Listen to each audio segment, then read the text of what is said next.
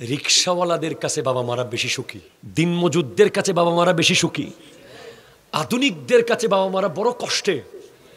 কারণ আধুনিকরা কি করে, আধুনিক মানুষরা মনে করে যে এরা তো গ্রামের ক্ষেত, গ্রামের মানুষ, এরা শহরের ইংলিশ কমেন্ট কি বুঝবে, এরা শহরের এসি কি বুঝবে, এরা বাচ্চার লেখাপড়া কি বুঝবে।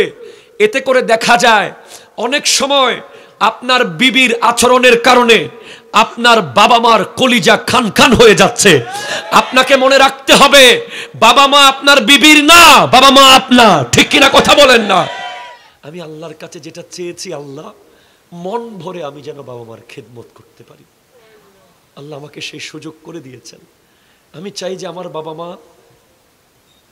একেবারে কিছু করতে না পারলেও অন্তত বিছানায় পড়ে থাকলেও বেঁচে থাকুক।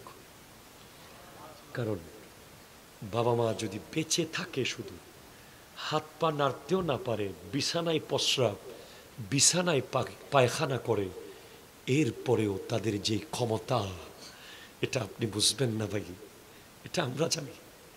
আপনি কোরআন হাদিস পড়া ছাড়া এটা কোনোদিন বুঝবেন না। তারা প্রতি সেকেন্ডে সেকেন্ডে আপনার হায়াত বাড়িয়ে ফেলতে পারে, প্রতি মুহূর্তে মুহূর্তে আপনার রিজিক বাড়িয়ে ফেলতে পারে, প্রতি মুহূর্তে মুহূর্তে আপনার লাইফকে পাল্টে দিতে পারে। তারা যত বয়স হবে তত তাদের জুবানের পাওয়ার বেড়ে যাচ্ছে, যত বয়স হচ্ছে তাদের, যত তাদের চামড়া ফ্যাকাশে হচ্ছে, যত তাদের দাড়ি সাদা হচ্ছে, যত তারা দুর্বল হচ্ছে, আল্লাহ তত তাদেরকে পাওয়ার বাড়িয়ে দিচ্ছে, পাওয়ার বাড়িয়ে দিচ্ছে। আমি তো বলি, যার ঘরে বাপ আর মা আছে সে বিল গেটসের চেয়েও পয়সাওয়ালা, সে ইলন মাস্কের চেয়েও পয়সাওয়ালা, সে জ্যাক মার চেয়েও পয়সাওয়ালা। পৃথিবীর সমস্ত ধন তার কাছে আছে। খবরদার যুবক ভাই, খবরদার। আমার আল্লাহ বাবা মার পজিশন বুঝিয়েছেন কোরআনের পাতায় পাতায়, প্রত্যেক জায়গায় বলেছেন আল্লাহ আমার পরেই বাপ মা, আমার পরেই বাপ মা, মানে আল্লাহ এবং রাসূলের পরেই বাবা আর মা। হযরতে ওয়াইসুল কারানী আমার নবীর আমলে দুনিয়ার মধ্যে ছিলেন, মুসলমান অবস্থায় ছিলেন। তিনি চাইলে আমার নবীকে দেখতে পারতেন এবং চাইলেই সাহাবা হয়ে যেতে পারতেন। শুধুমাত্র আমার নবীকে না দেখার কারণে সাহাবা হন নাই।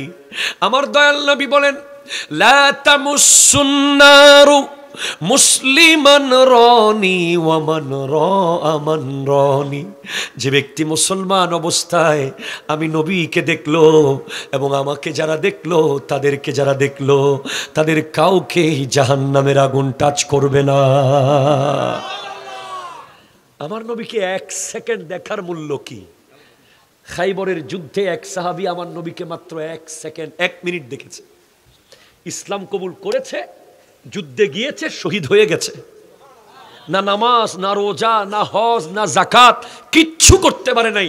আমার নবীজি বলছেন ওয়াহুয়া ফিল জান্নাতে মাআল হুরাইন, সে একজন জান্নাতের 2টা হুর নিয়ে ঘুরতেছে এখন। তাহলে ওয়াইসুল কারনী আমার নবীকে দেখতে পারলেন না কেন? উনি তো করণ শহরে ছিলেন, চাইলেই মদিনা আসতে পারতেন। বলে বারবার আসতে চেয়েছেন, বারবার আসতে চেয়েছেন। আমার নবী বলছেন না ওয়াইসুল কারনী, তুমি আসবে না।